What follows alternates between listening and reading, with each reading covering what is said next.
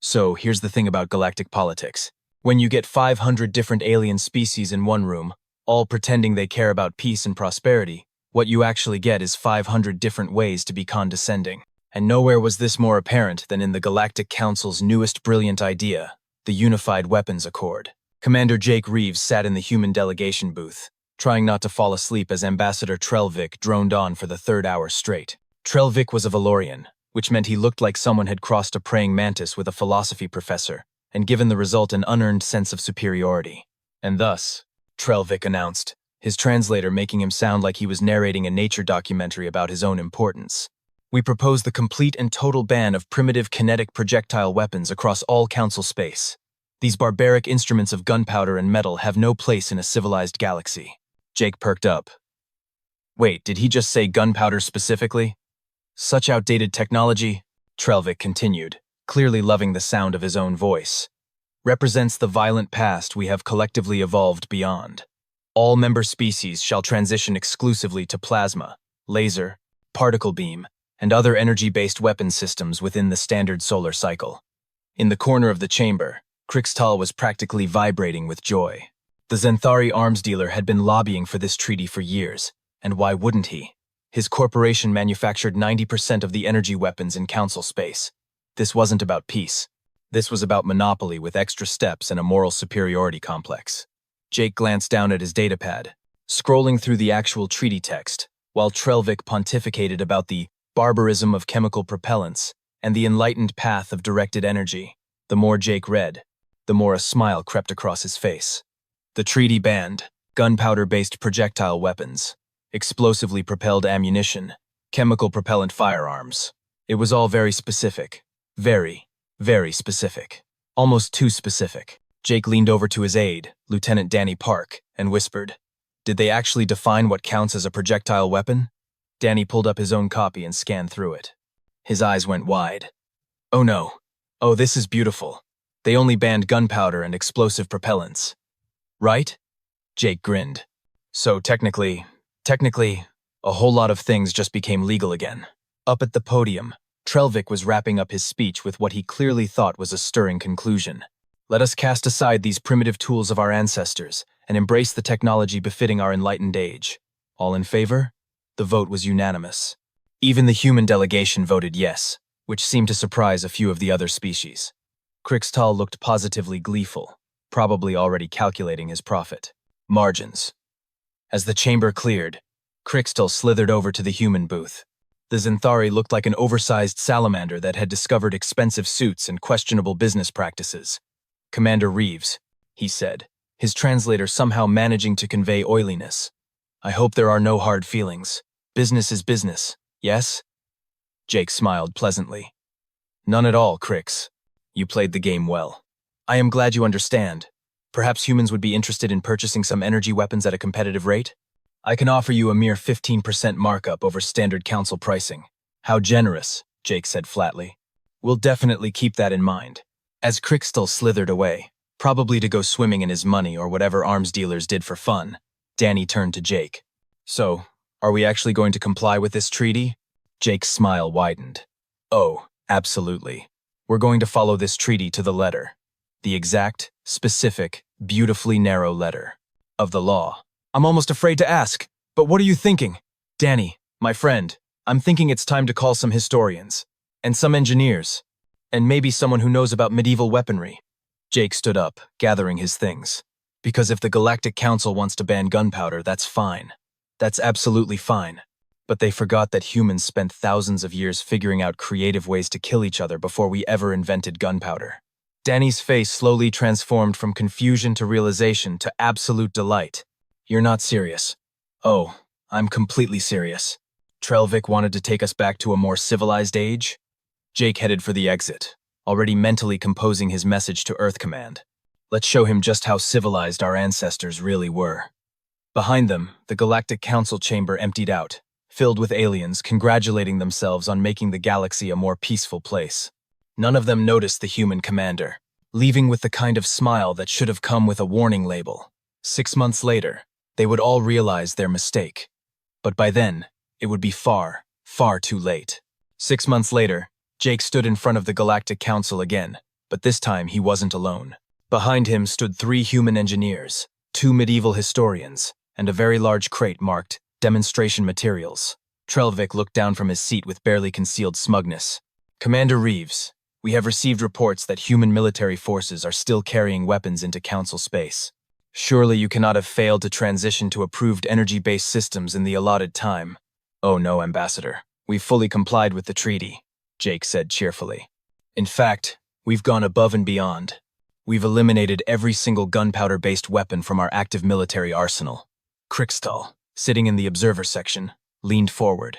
Something about Jake's tone was setting off. Alarm bells in his profit-driven brain. Then explain, another council member chimed in, why our sensor networks detected kinetic projectile signatures during your recent military exercises. I'm so glad you asked. Jake nodded to his team, and they opened the crate. May I present humanity's new standard-issue armament system? They pulled out what looked like something from a museum, or a Renaissance fair, or possibly both. It was a crossbow. But calling it just a crossbow was like calling a starship just a flying machine. The frame was made of carbon fiber composite. The string was synthetic polymer designed for space applications. The bolts were tungsten carbide tipped with guidance microfins. It looked like someone had asked a medieval weapon maker and an aerospace engineer to collaborate, and neither one had blinked first. The council chamber went silent. Then someone started laughing. Then someone else. Within seconds, half the gallery was in hysterics. Trelvik's face, if you could call it a face, went through several colors not normally found in nature. You cannot be serious. Oh, I'm extremely serious, Jake said. This is the Mark 7 combat crossbow. Effective range, 800 meters. Bolt velocity, 150 meters per second. Completely silent. No energy signature. And best of all, not a single grain of gunpowder anywhere in the design. This is a mockery of the treaty. Trelvik's voice rose an octave. Actually, it's full compliance with the treaty. Jake's lawyer, Tom Bradshaw, stepped forward with a datapad. Article 3, Section 7 clearly states that the ban applies exclusively to, quote, weapons utilizing chemical propellants including but not limited to gunpowder, cordite, and explosive accelerants, end quote. A crossbow uses mechanical tension. No chemicals involved. The spirit of the treaty. The spirit of the treaty, Tom interrupted smoothly, is subject to interpretation. The letter of the treaty is what we all signed. And the letter says gunpowder. Humans don't use gunpowder anymore. We use good old-fashioned physics.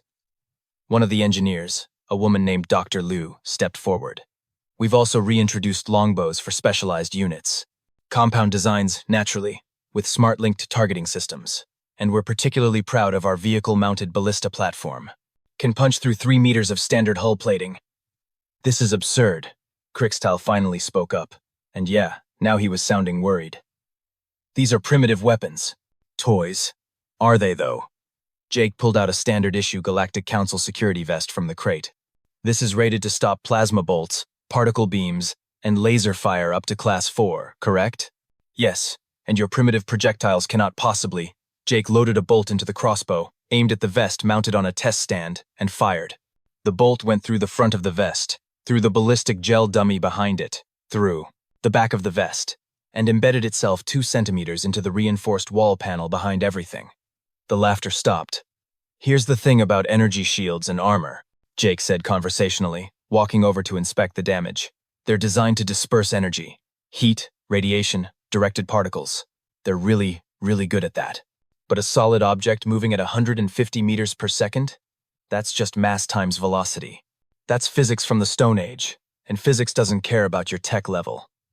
Trelvik was standing now, which for a Valorian meant he was extremely agitated. You are exploiting a loophole. We're following the rules you wrote, Jake shot back. You wanted to ban primitive weapons? Great. We use modern materials and construction.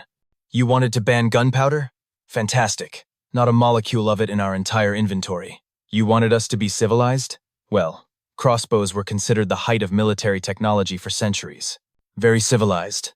Ask the English. Ask the Chinese. They'll tell you all about it. Danny stepped forward with another container.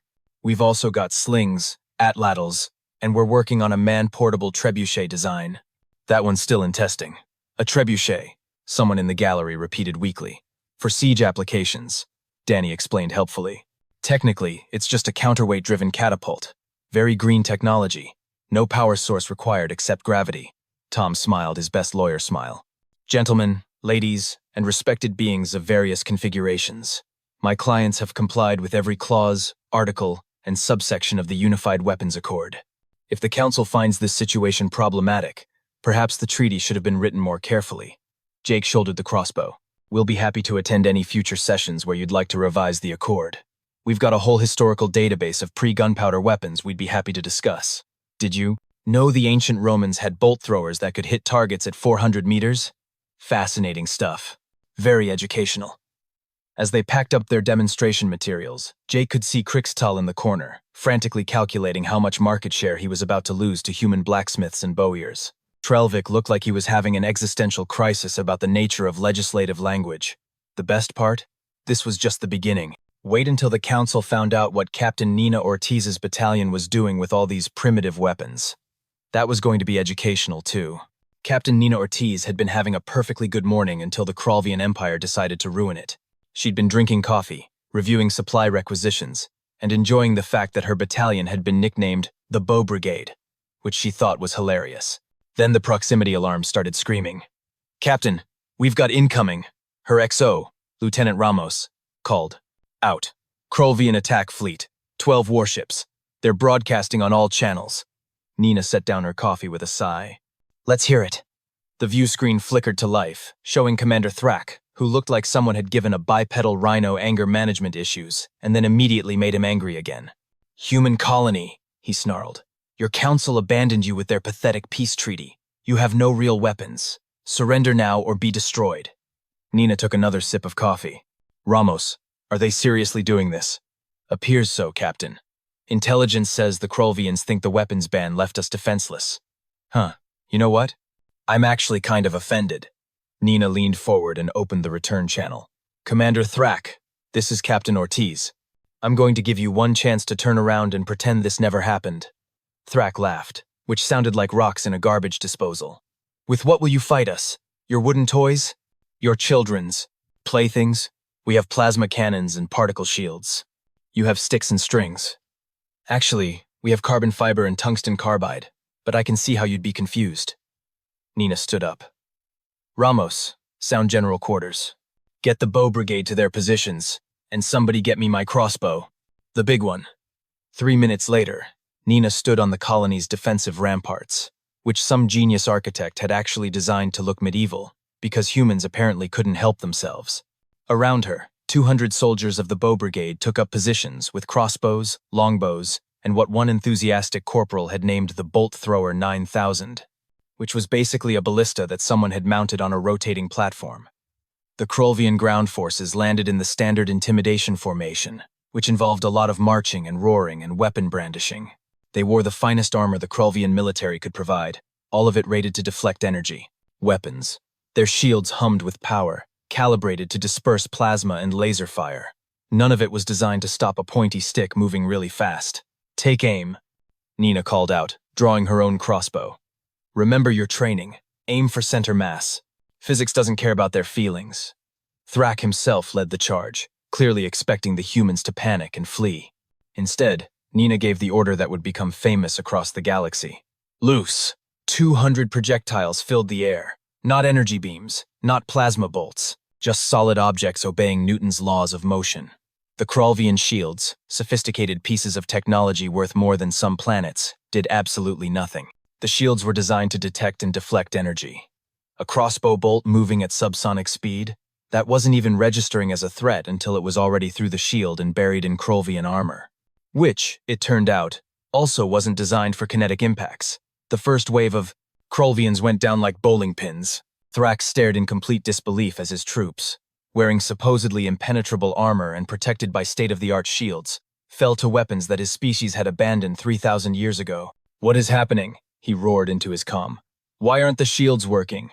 His tactical officer's voice came back, high-pitched with panic. "Sir, the shields are working. They're just not stopping anything. The projectiles are subsonic solid matter. The shield generators don't recognize them as weapons. They're passing right through." "Then adjust the shields." "Sir, we can't. They're hardware calibrated for energy weapons. We'd need to completely reprogram the system, and we don't have the time or the another volley of bolts cut off the conversation.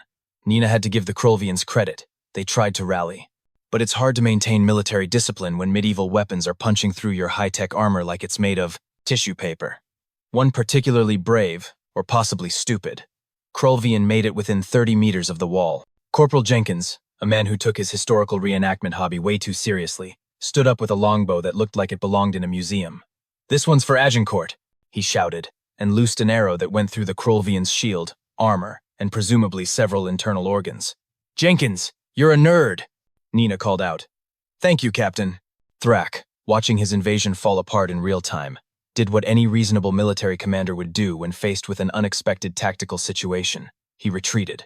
Well, fled. Fled is probably the more accurate word. "All forces, fall back to the ships," he ordered, his voice having lost all its previous confidence. "Retreat! Retreat!" As the Krolvians scrambled back to their landing craft, Nina lowered her crossbow and picked up her coffee mug again. It was still warm. "Ramos, get me a line to command. Tell them.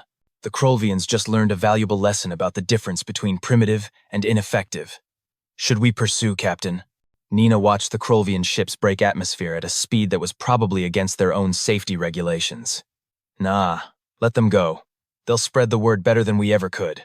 Besides, I haven't finished my coffee." Behind her, the Bow Brigade was already celebrating, which mostly involved Jenkins giving an impromptu lecture about medieval tactics that absolutely nobody asked for.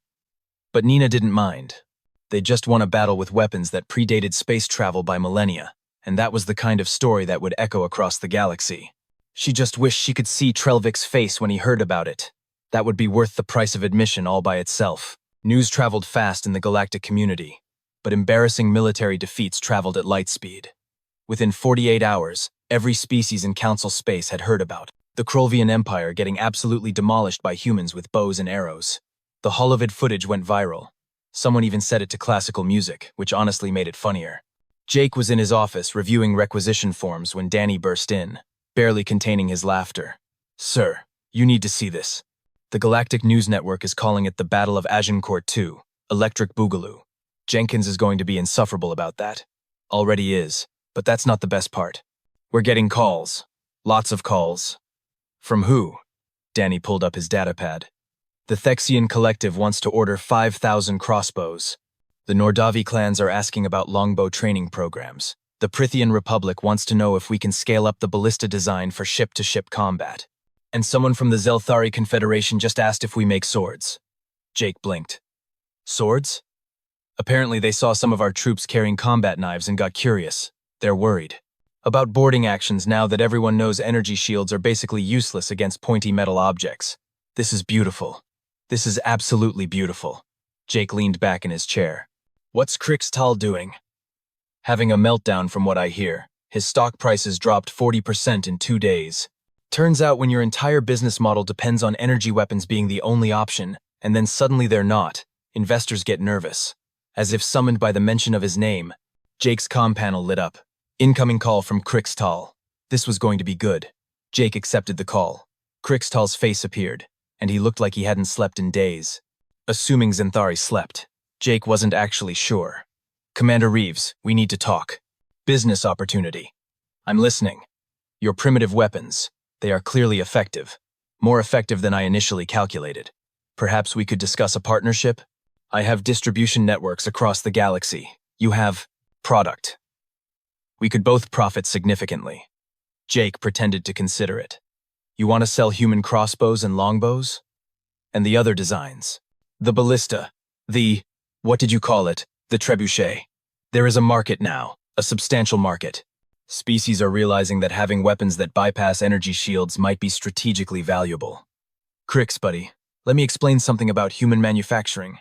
We've got hobbyists on Earth who make this stuff in their garages for fun. You think you can compete with 8 billion humans who just discovered they can sell medieval weapons to aliens?"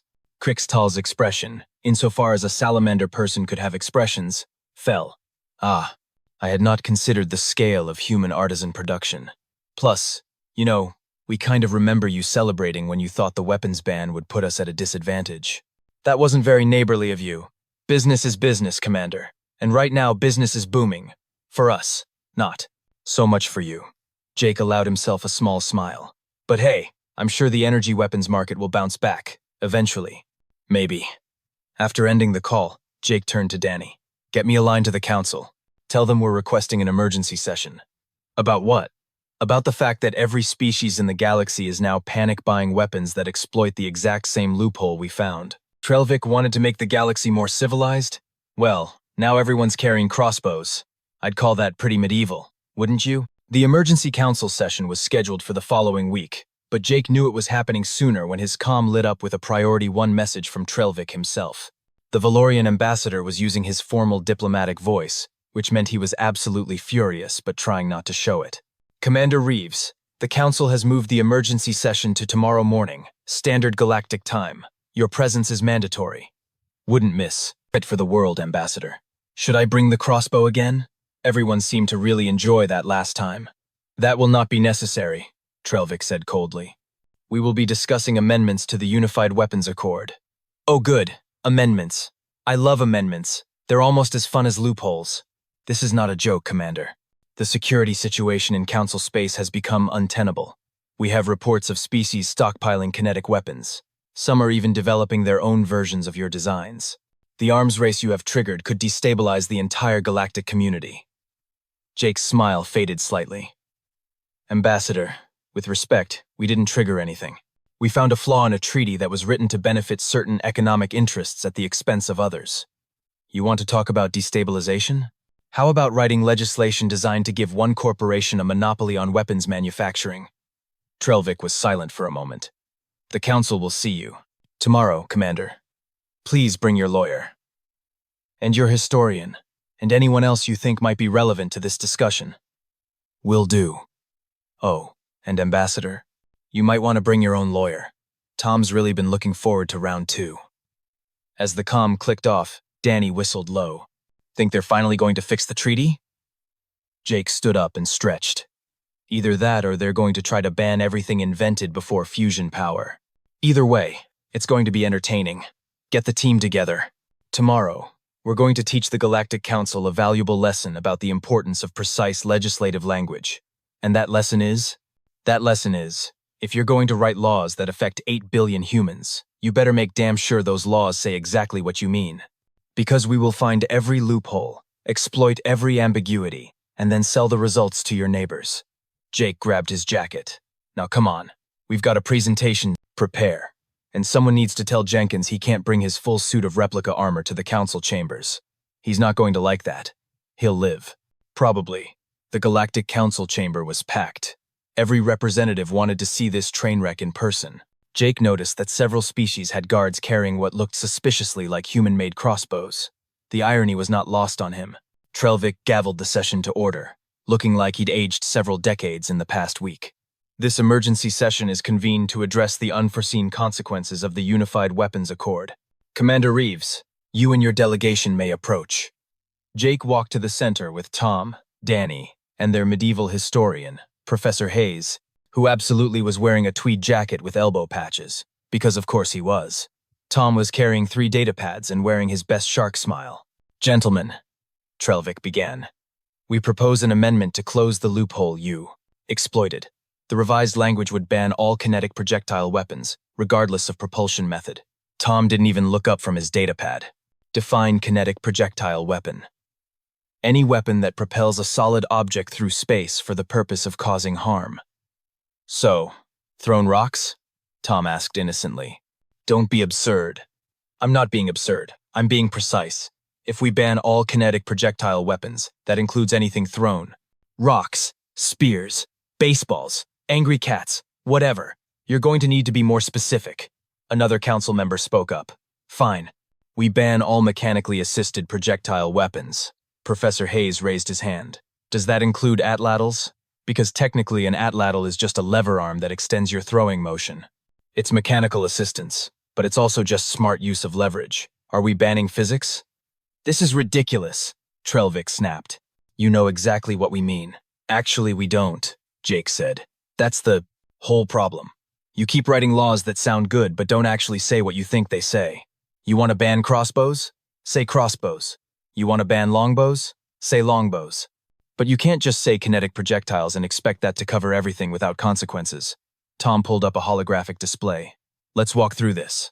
You ban mechanically assisted projectile weapons. Okay, what about slings?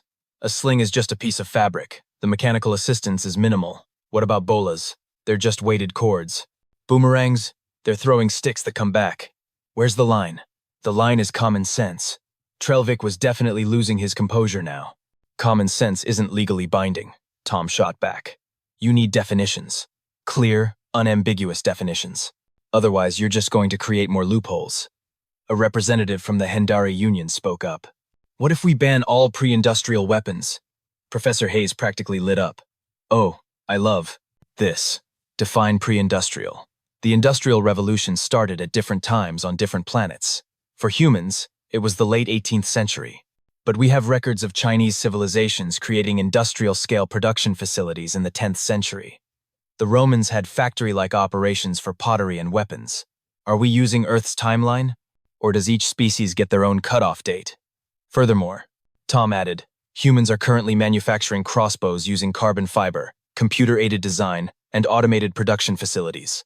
That's industrial. That's post-industrial even. So are they banned or not? Trelvik looked like he wanted to climb into a hole and never come out.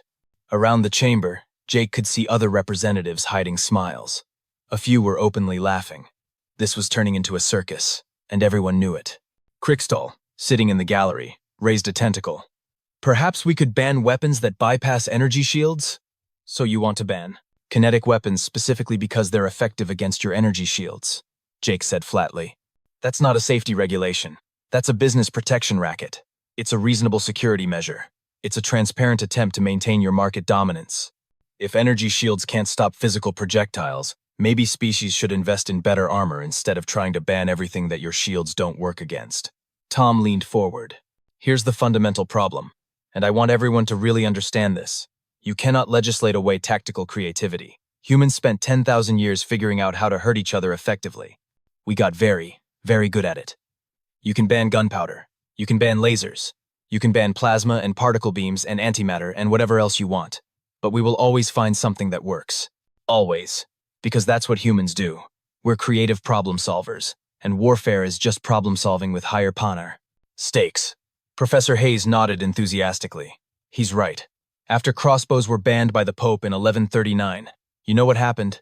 People kept using them because they worked. You can't uninvent effectiveness. A Nordavi representative stood up. Perhaps the answer is not to ban weapons, but to establish rules of engagement. Limitations on when and how weapons can be used? Tom brightened. Now that's a reasonable approach. Rules of engagement, ethical warfare guidelines, proportional response doctrines. That's all totally workable. You're not trying to control the technology. You're trying to control the behavior. Trelvik looked at the Nordavi representative with something approaching gratitude. Yes, that could work. We focus on the conduct of warfare rather than the specific tools. One condition, Jake said. No special protections for energy weapons manufacturers. If we're writing rules about ethical warfare, those rules apply equally, whether you're using a crossbow or a plasma rifle. No exceptions, no carve-outs, no corporate-friendly loopholes. The chamber went quiet.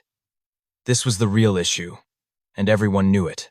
The original treaty had been about money and market control dressed up as moral superiority. What Jake was proposing would actually be about preventing unnecessary suffering and promoting ethical conduct. Trelvik looked around the chamber, seeing representatives nodding. He'd been outmaneuvered, and he knew it. Very well. We will draft new language focused on conduct rather than technology.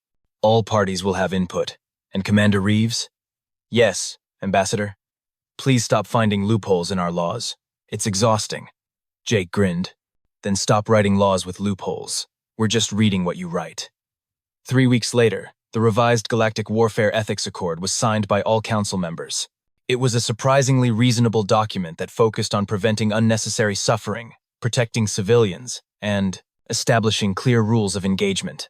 It said nothing about specific weapon types. It said nothing about technology levels. It just outlined how wars should be fought if they absolutely had to be fought at all. Jake stood in the signing ceremony, watching representatives from 500 species put their marks on the new treaty. Tom looked satisfied. Professor Hayes looked disappointed that he wouldn't get to lecture about medieval siege warfare anymore. Danny just looked relieved that it was over. Trelvik approached after the ceremony, and for once, he didn't look condescending. He looked tired, but also maybe a little wiser. Commander Reeves, I want you to know that this was a learning experience for the Council. We allowed corporate interests to influence legislation, and we paid the price for that mistake. We all make mistakes, Ambassador. The important thing is learning from them. Indeed, though I hope you understand if I never want to see another crossbow as long as I live. Jake laughed. Fair enough. Though I should mention that Captain Ortiz's battalion has started training with swords now.